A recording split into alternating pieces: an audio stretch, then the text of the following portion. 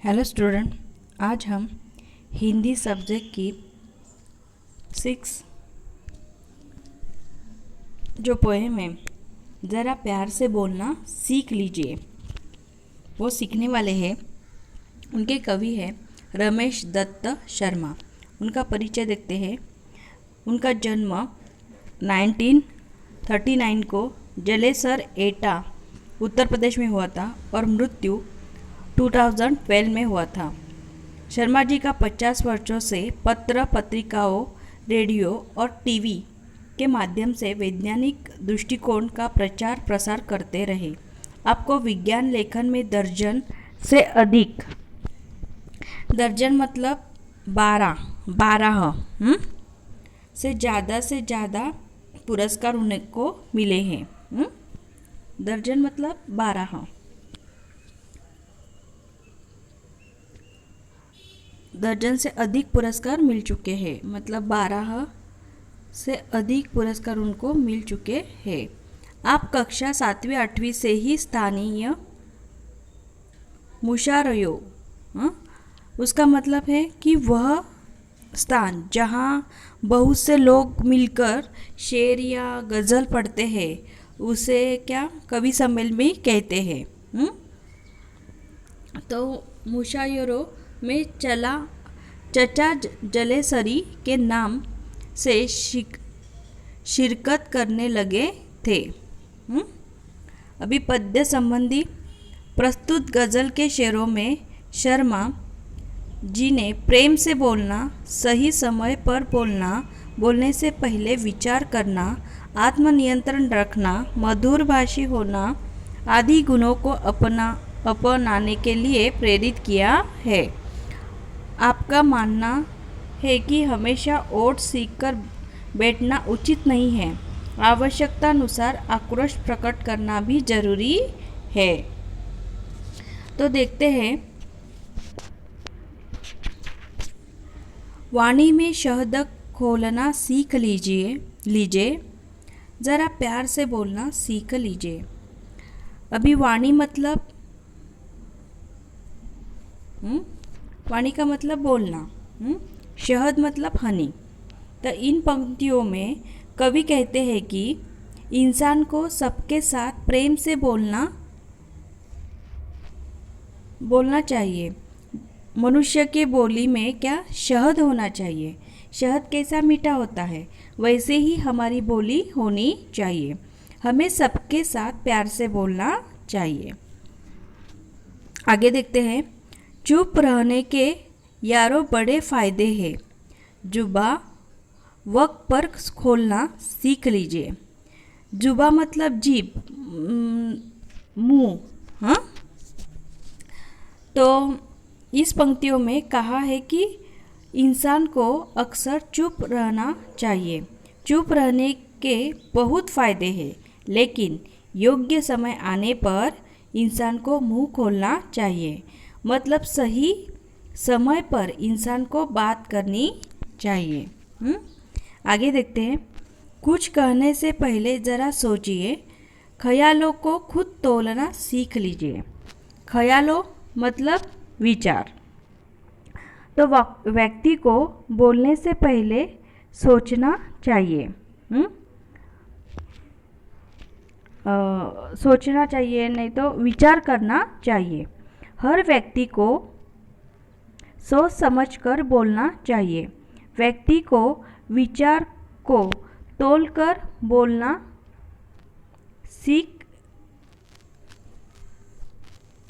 विचारों को तोलकर बोलना सीख लीजिए का मतलब है कि हमें कुछ बोलना है तो सोच समझकर विचार करके बोलना चाहिए। आगे देखते हैं, तू तड़ाक हो या फिर हो तू मैं अपने आप को टोकना सीख लीजिए। अभी क्या, तू तड़ाक मतलब लड़ाई झगड़ा और तू मैं मतलब लड़ना। तो इन पंक्तियों में कवि ने कहा है कि व्यक्ति को स्वयं पर आत्मनियंत्रण करना सीख लेना चाहिए। मनुष्य को लड़ाई करते समय या एक दूसरे के साथ तू मैं करते समय अपने आप पर नियंत्रण रखना सीख लेना चाहिए और इस परिस्थितियों से बचना चाहिए। तो आगे देखते हैं, पटाखे की तरह फटने से पहले रोशनी के रंग खोलना सीख लीजिए। अभी कवि कहते हैं कि इंसान को पटाखे की तरह फटने से पहले उसके रोशनी के रंग, उसके रोशनी है जो रोशनी के रंग में घुल जाना सीख लेना चाहिए। परिस्थिति के अनुसार व्यवहार, जो परिस्थिति है उसके अनुसार व्यवहार कुशलता से कार्य करना चाहिए। समझ में आया कि जो परिस्थिति है उसके अनुसार हमें क्या कार्य करना चाहिए। आगे देखते हैं,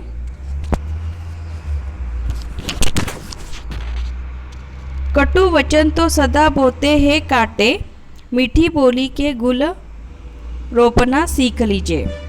अभी कवि क्या कहते हैं कि इधर कटु का मतलब कड़वा, वचन मतलब वाणी या बोली, सदा मतलब हमेशा, गुल का मतलब है गुलाब और रोपना मतलब बोना। तो कवि क्या कहते हैं इधर, व्यक्ति को मधुरभाषी होना चाहिए। कटु मतलब कड़वे वचन हमेशा कांटे की तरह चुभते हैं। हमें मीठी बोली की पुष्पों का रोपण करना सीख लेना चाहिए। समझ में आया? तो आगे देखते हैं, बात बेबात कोई चुभने लगे तो बदल कर उसे मोड़ना सीख लीजिए। अभी क्या है, बात बेबात मतलब बिना बात। तो कवि कहते हैं कि अगर कोई बिना किसी वजह से बिना बात के यदि कोई तकलीफ देने लगे, देने की कोशिश करने लगे तो व्यक्ति को उसे मोड़ना सीख लेना चाहिए। हमें किसी लोग तकलीफ देते हैं तो उनको मुंह तो तोड़ जवाब देना सीख लेना चाहिए। हमें इस परिस्थितियों में हमें बुद्धि व विवेक बुद्धि से सामना करना चाहिए। तो आगे देखते हैं, ये किसने कहा ओठ सीकर के बैठो, जरूरत पे मुंह खोलना सीख लीजिए। अभी सीकर मतलब सिलकर। तो कवि यहाँ कहते हैं कि इंसान को हमेशा ओठ सिलकर शांतिपूर्वक बैठना सही नहीं है। व्यक्ति को अपने आवश्यकता के अनुसार या ज़रूरत के अनुसार मुंह खोलना जरूरी है। मुंह खोलना सीख लेना चाहिए। परिस्थिति के अनुसार अपने व्यवहार में बदलाव लाना चाहिए। तो समझ में आई ये पोएम? तो इस पोएम में हमें कवि ने क्या सीख दिए है कि हमें सीख क्या दी है, तो हमें हमेशा सबके साथ प्यार से बोलना चाहिए, सही समय आने पर अपना मुंह खोलना चाहिए और हमें हमेशा बोलने से पहले विचार करना चाहिए। हमें मधुरभाषी होना चाहिए। यह हमें क्या गज़ल, इस गज़ल के माध्यम से कवि ने हमें अच्छी सीख दी है। ठीक है, थैंक यू।